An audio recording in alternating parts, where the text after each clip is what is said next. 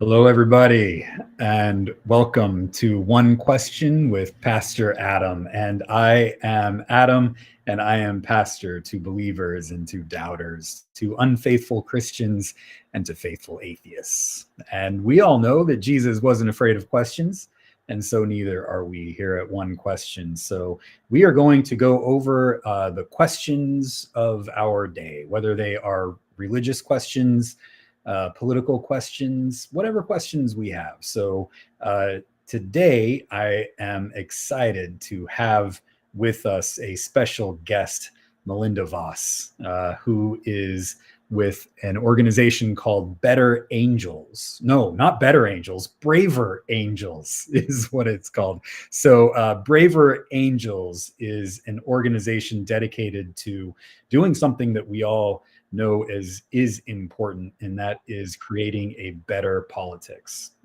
So there have been a lot of troubling politics lately, and we could use some better politics. So Braver Angels is here to the rescue. So I will bring Melinda on. And friends, I know if you have comments and questions about how to do a better politics, I hope that we all have some ideas about this. Invite you to put that in the chat section, and we will bring in your comments and questions. So here is Melinda now. Hi, Melinda. Hello, Pastor Adam. It's wonderful to be here. Thank you for the opportunity. I really appreciate it. It's so great to have you here, and I am fascinated by Braver Angels. I have already made the mistake of calling it Better Angels, so I'm sure that we will be talking more about the name Braver Angels and what that name means. But thank you for being here, and thank you for the work that you do. It's so important. So can you tell us a little bit about yourself before we get into Braver Angels? Certainly. So my background is I was a newspaper reporter for 26 years. I was at the Des Moines Register in Des Moines, Iowa. And I then married one of my best friends who lived in St. Paul, Minnesota. And I moved up to St. Paul in 1997, and I went back to school, got my master's in public health, and I co-founded the Association of Healthcare Journalists, which I ran out of the University of Minnesota School of Journalism, and I was also an adjunct teaching journalism courses. And then after that, another career I had, I was the public relations director for Minnesota State Colleges and Universities system, which is all of the public higher education in Minnesota, except the university.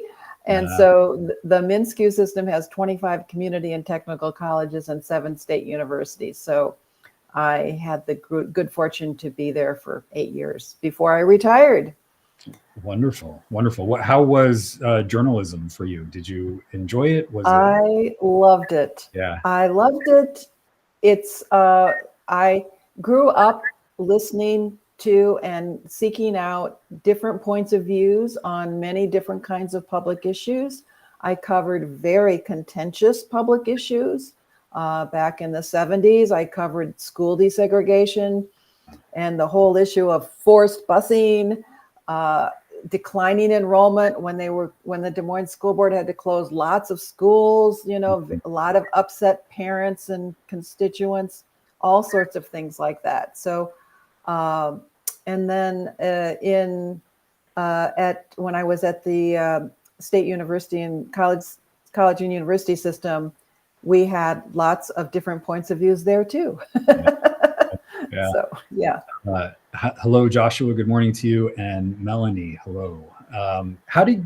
So journalism today, the media today gets a bad rap often for the ways that it handles politics. And I'm wondering if you have any reflections on that. I mean, it sounds like you did journalism in a way that tried to be inclusive of different voices. And how do you feel about where the media journalism has gone today? Well, I would say there's still an awful lot of good journalism going on in this country. And I think that in the sense that each news outlet that adheres to widely accepted principles of what it takes to produce good journalism is doing a very good job. So there's a lot of, local and newspapers and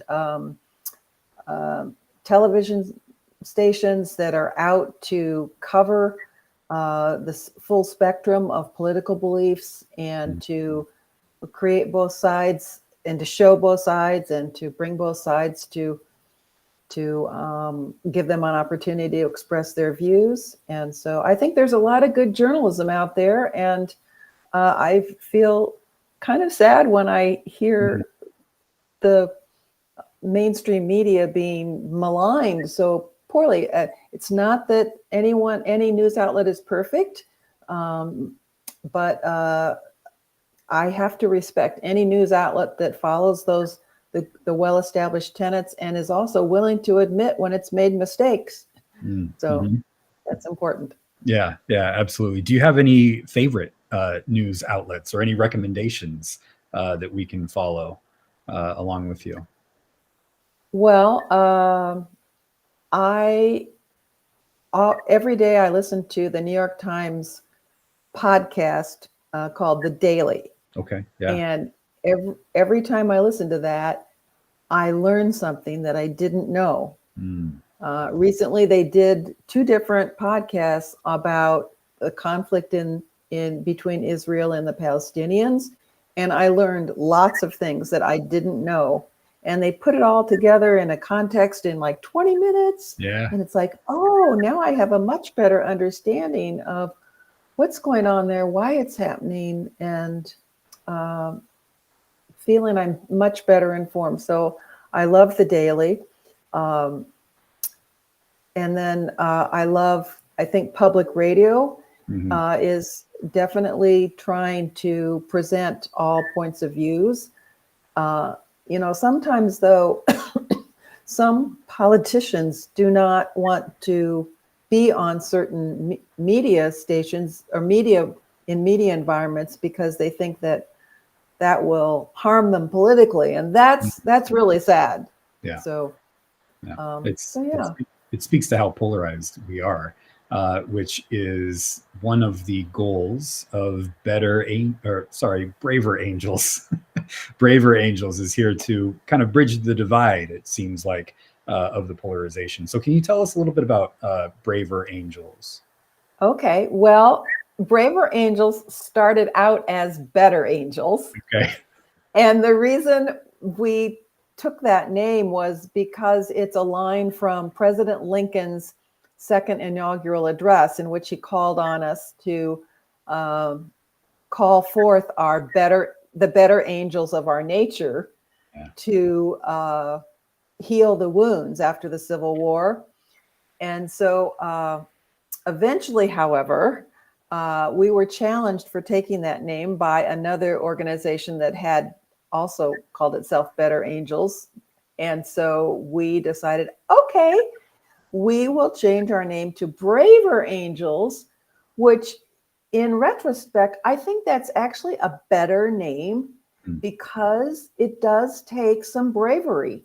It does take a little courage to be involved with Braver Angels. So the organization is out to create the conditions such that all sides of an issue can sit down and talk together, so that we can have civil political discourses, so that we can learn or relearn, I should say, how to disagree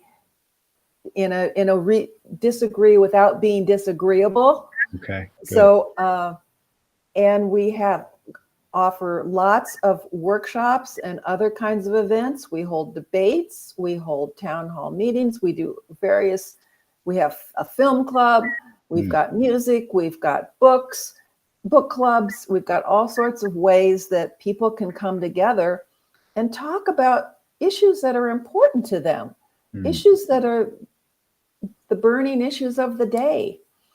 And those events are all free. We do not charge. We do encourage people to join Braver Angels for $12 a year. There you go. What a deal. It's a deal. And even to donate if you really support our cause. So we like donations too. So we really offer skills workshops, which are designed to help people develop skills that they haven't necessarily developed. There isn't a standard curriculum in the school system, for example, out there that helps you develop skills for listening, for speaking, for stating your points of view. And so we have specific skills training. I have to say that the best thing was that Braver Angels started because these two guys on the East Coast called up this University of Minnesota professor of family and marriage therapy. His name is Bill Doherty. And they said, Bill, this was right after Trump was elected. President Trump was elected.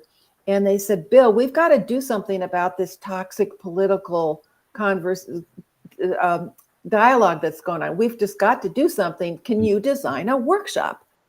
And so, lo and behold, he designed this workshop. We call it the Red Blue Workshop. And the first one was done in South Lebanon, Ohio, late in 2016, I think right after President Trump was elected. And it brought together half Reds and half Blues in that local community in Ohio. And it was, I think it was a 2-day workshop. And by the end of that workshop, those people came out understanding each other, seeing that, oh, maybe we've got some common ground here. Maybe we don't think as differently as we thought we did. Or, okay, that's your point of view. I understand now why you have that point of view. So all of those things happened. It was judged to be a big success. They did the same thing in 13 other cities, and then they formed Braver Angels, and we've gone great guns from there. And so there's a very small staff and a lot of volunteers like me. I call myself a full-time volunteer for Braver Angels. That's good. Why does it take bravery to have these kinds of conversations? Well, because as human beings, we do not like to get outside our comfort zones. Mm-hmm. And we are more segregated than we have ever been before just by where we live. So I live in St. Paul, Minnesota, and that is it's like living in a blue cocoon. It's a cocoon of Democrats. Mm-hmm. And so for me, I find that suffocating. I mean, I hold those views, but I feel like everyone else, we all hold the same views. And it's like, well, what's the other side thinking? You know, what do they say about this? And so it's just very difficult for people to even want to talk to someone who does not think like them on political issues. Mm-hmm. That's why it takes bravery. Yeah, I love it. There's also like a sense, because we're human, if we talk to the other side and listen to the other side, people on our side may want to, I don't know, cancel us. That has become apparent these days too. It's like, we can't even talk to the other side. Oh my gosh, how are we ever going to solve problems if we don't talk to all the people about it? Take any issue. We need to understand it from all sorts of different perspectives. Yep. Good. Melanie brings up a comment. Thank you for this, Melanie. I forget who it was. Oh, it was who was the Republican leader of the Senate? What was Mitch McConnell? Okay, Congress. It was Congress. The guy who Yeah. Oh, Kevin Thank McCarthy? you. Yes, Kevin McCarthy. I couldn't think of his name. Okay. Yesterday, I heard that he went up to a fellow Republican and hit him in the kidney area and walked away and was like, I didn't do that. And the guy that he hit was like, you totally hit me. And that was not. So there's like this increasing violence within our politics, threats of violence and actual, sometimes real violence. And it's a scary situation. There was another Republican in a recent hearing who like was challenging one of the speakers to a fight. And it just feels like it's just increasing and it's toxic and it's like infecting all of us. Melanie says, points to this a little bit. She says, I live surrounded by Republicans and I actually feel unsafe due to their nature these days. And, I'm sure I know, Melanie, how much of that is, uh, not projection, but how much of that is like from our cultural context and the way that it forms us and creates us into these hostile binaries with one another. That's part of it. But do you have any thoughts on that, Melinda? Well, sure.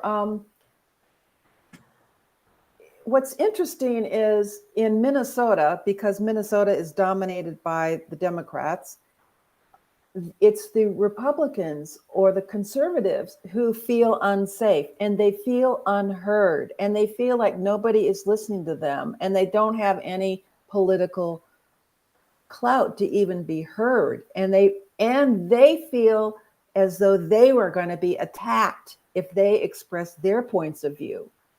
And then I go down to Iowa, where I still have relatives, and it's quite the opposite. Yeah.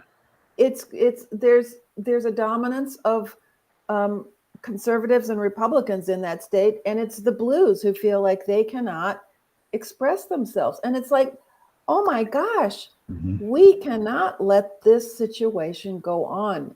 We have to change. We have to restore what we used to have in the 1950s and 60s when I was growing up. And my parents belonged to a national organization, a national group called Family Forum.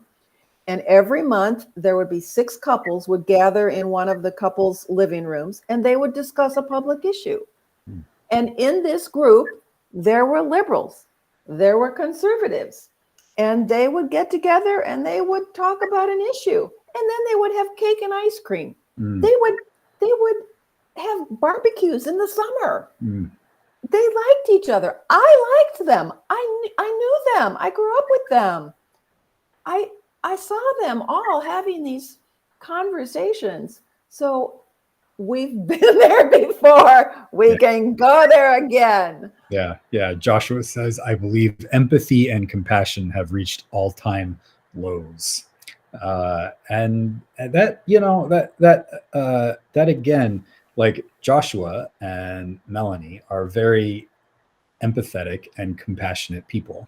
But so much of our, I don't know if it's our news or whatever, just gets runs on hostility, it seems. And so we're just like inundated with it and we think that it's everywhere, but maybe it's not everywhere. I mean, individuals, as you're talking, Melinda, in Braver Angels have gotten together and overcome this sense of hostility. I would imagine. Are there any stories from Braver Angels that you can tell about overcoming this? Well, yes. Just last week, we had a red-blue workshop in a suburb of St. Paul. It's called Woodbury. And so there were 8 reds and 7 blues in the room. And they went through a guided conversation. And when I walked in, I was walking in with a red who said, I don't feel like I can really say what I think. Yeah. Well, during the course of that 3-hour meeting, what happened is that everyone got a chance to speak. to initially say, how did you get to your point of view? How did you grow up? What was your household like when you were growing up? And what was interesting is some of the blues said they grew up in a red household and then they became blues. And some of the reds say they grew up in a blue household and then they became reds. Mm-hmm. So just that alone tells me that we can at least sit down and talk to each other. And the conversation went on very, very well through the evening. And by the end of the evening, we asked each participant to say, well, what's one word that kind of expresses how you feel at the moment? And, several of them said excited, hopeful. Now, I do not pretend that this is anything that's easy, or that all of those people will walk out of there completely able to talk to the other side. No, it takes practice. That's why we offer a series of workshops and skills training and other opportunities for people to build up that muscle, to be able to listen to the other side, to be able to feel like they can freely express their points of view. That's interesting, because I get caught up in religious conversations and political conversations, not with the goal of listening to the other side, but with the goal of converting the other side to my point of view. And that might be part of the problem. I'm sure that is part of the problem that we have. So do you have any thoughts on that? Yeah. I do indeed, because Braver Angels is not out to change anybody's point of view. We don't need to change people's point of views. We just are working to bring people together so that they can express their points of view freely and fairly and respectfully to each other, that they can listen respectfully to each other, and that they can express their points of view respectfully to the others. And here's another interesting example. So we have in Minnesota, we have a steering team for the state. It's the Minnesota Braver Angels steering team. And we just had a retreat. We were lucky enough to have a retreat center, loves Braver Angels so much that they gave us free access to their retreat center. So we all spent a Friday night together, and we don't usually have time to talk about issues ourselves, because we're talking about the business of furthering Braver Angels work in the state. Well, this time we started talking about issues, health, education, one thing or another. And it was an exemplification of what Braver Angels is about. We sat and we could disagree, and we could say, well, I think this, and what do you think about that? And it was a magical experience, because one of our newer steering team members said, I had never been in a space like that before, where I could say what I think and other people could disagree, and we could actually come to an understanding of what are the things that has that person say that. So it was magical. That sounds amazing. Melanie is struggling with something that I'm sure many folks will be struggling with in these kinds of conversations, which are how do you enter into that space when somebody might be against your identity, or be against who you claim to be? Transphobia, for example, is around quite a bit. And I'm wondering if there are tools that Braver Angels can offer us in order to enter into those spaces, or how do you, I guess the question boils down to, how do you create a sense of safety for folks when we're dealing with such big, giant issues? Well, this is a difficult thing. It's not easy, but I do think Braver Angels offers an approach, and you may not like hearing what I'm going to say, but I'm going to offer it anyway. And the first thing I think there is to do, well, first of all, human beings do not like to hear something that they disagree with. It's very difficult, and they particularly don't like, words that seem to attack their identity. I can totally understand that. But what can be very interesting is if you get curious, if you get curious about why does this person hold this point of view, and if you can start finding out what led you to say that, what led you to think that, help me understand. And if you can listen, this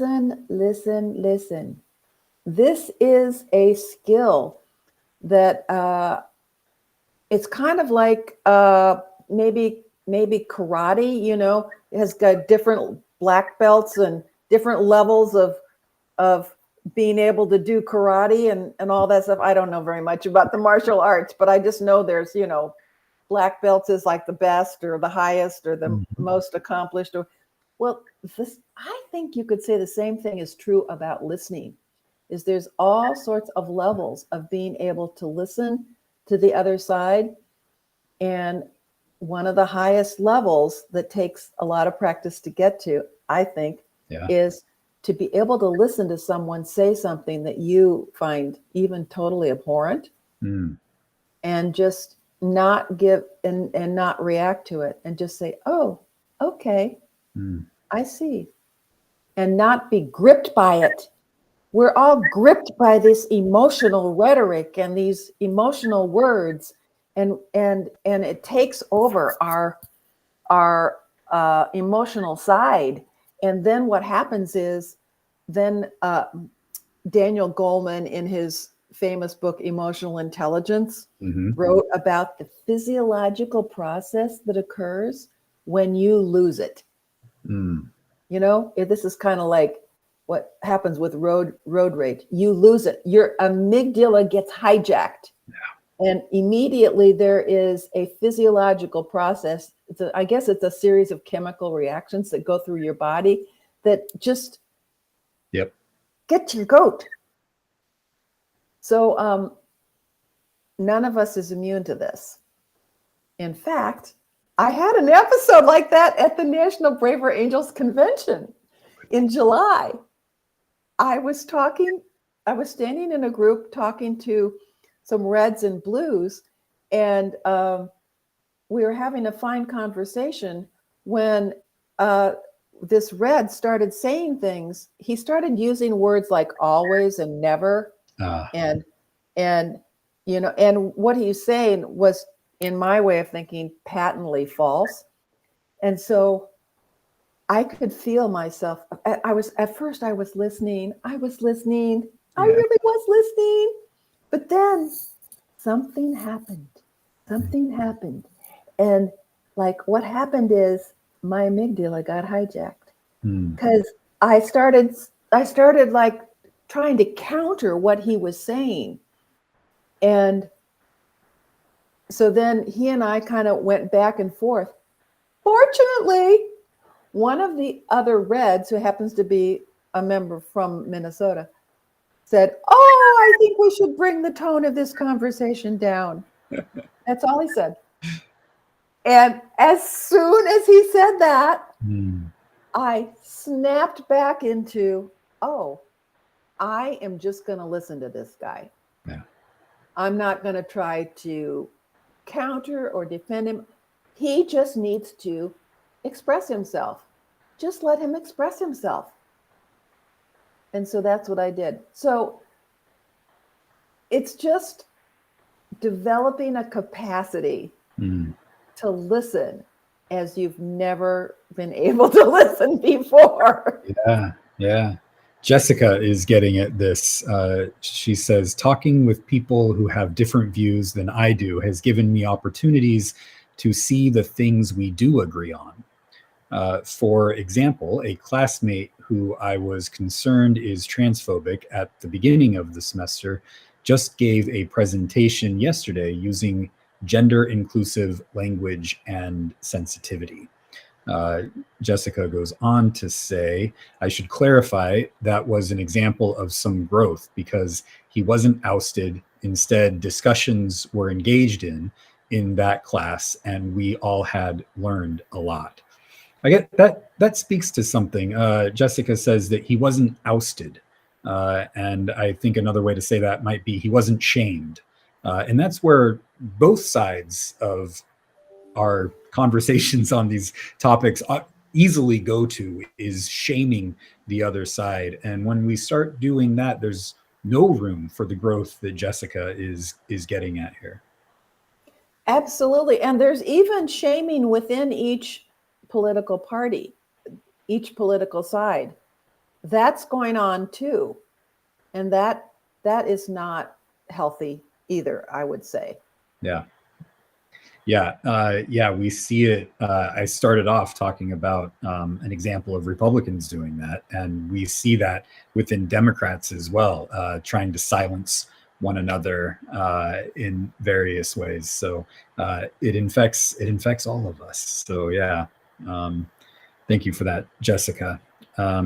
So may I offer one other thing here, which please. just occurred to me, and that is that one of the things that I think a lot of people don't understand is that we actually have shared values with each other, with people on the other side. And those shared, we have a different order of things. And of course, I can't remember, there's 6 shared values that we have identified through research in one thing or another that we have, like freedom, order, I really don't remember the rest of them, but the thing that makes us oppose each other is the order in which we put those values and how we define those values. But we really do have shared values, and that is actually another way to help understand the other side. Is like, well, what are your values? What are the values you have underneath your point of view that have you hold that point of view?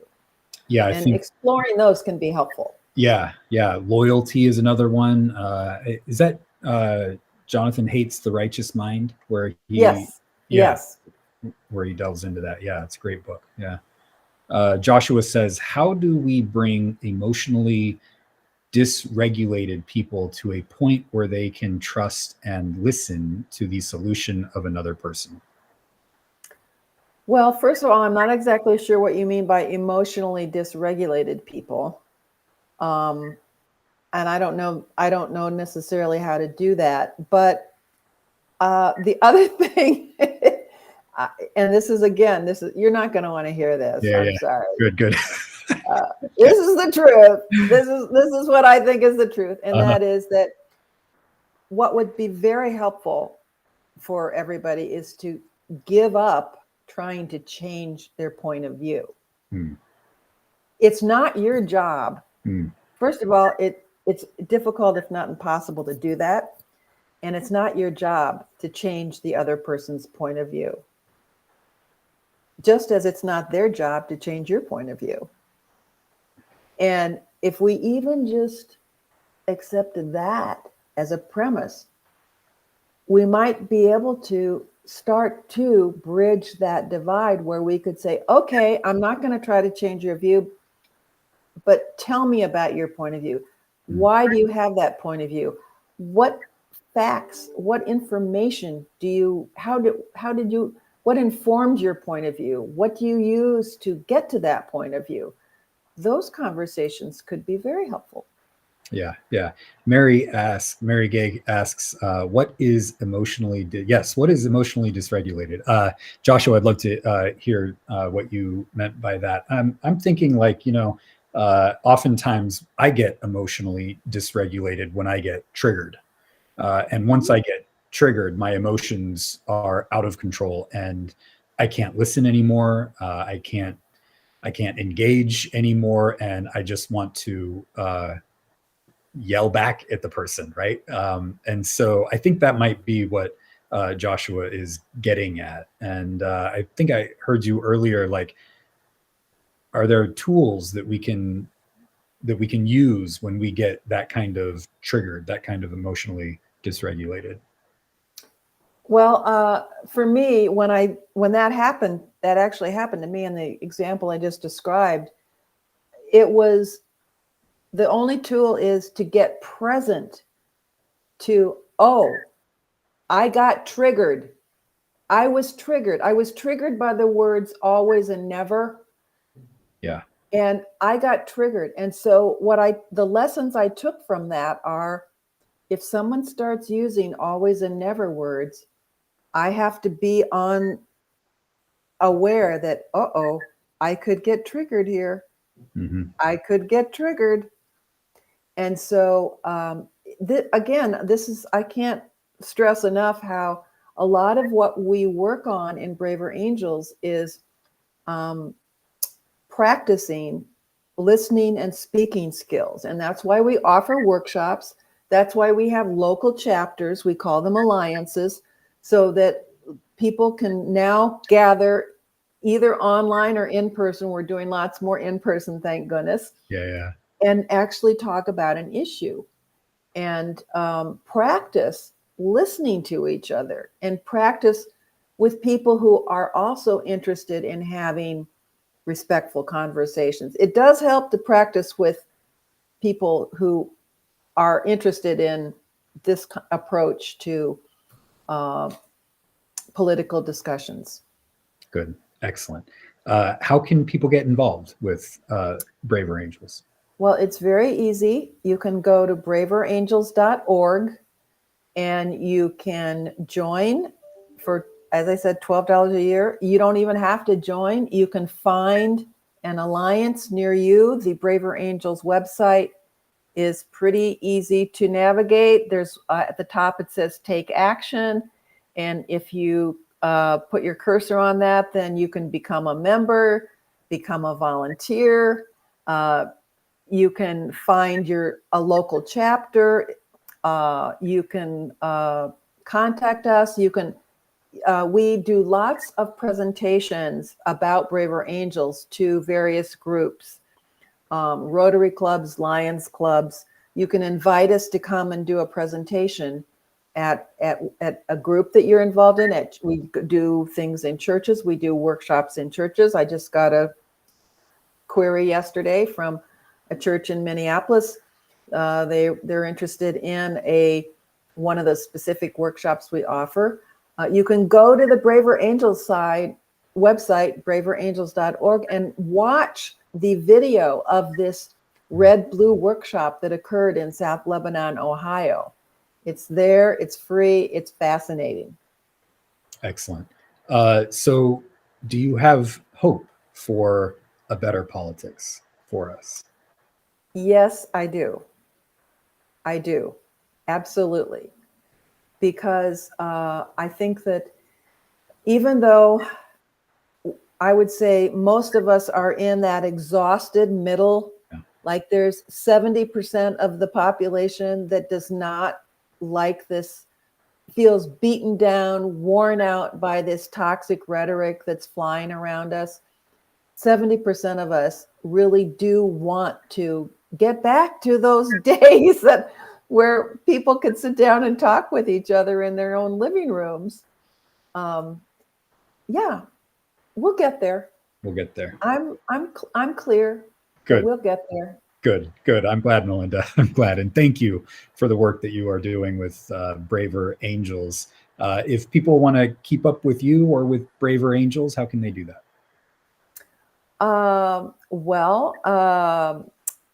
Let's see. They can, I guess, send me an email. And my email is just very simple. It's my first initial, M as in mother, Voss, V as in Victor, O-S, S as in Sam, at braverangels.org. So it's mvoss at braverangels.org. And, I'll do whatever I can to help you. I did want to say to Melanie, though. She said she's like a blue in a red environment. And so we actually have workshops called Being Blue in a Red Environment. Wow. And Being Red in a Blue Environment. Uh-huh. So one of the important points, too, about Braver Angels that you all should know about is that our leadership is always evenly made up of reds and blues. And purples too. Mm. Some people don't want to declare themselves a red or blue, but declare themselves a purple, kind of an independent. Mm-hmm. So our leadership is committed to having Braver Angels be a balanced organization that is not tilted to the blues or tilted to reds. We want to keep it right in the middle of that fulcrum, Good. so to speak. Excellent. Excellent. Thank you, Melinda. And thank you, everybody, for watching and for listening on the podcast. And thank you for your comments and questions, everyone. We will do this all again next Thursday at 11 o'clock Pacific on the Clackamas UCC page, the Raven Foundation Facebook page, the Pastor Adam Facebook page, and the Clackamas UCC YouTube channel. So hope you all have a great rest of your day. And until next week, God be with you, friends. Bye-bye.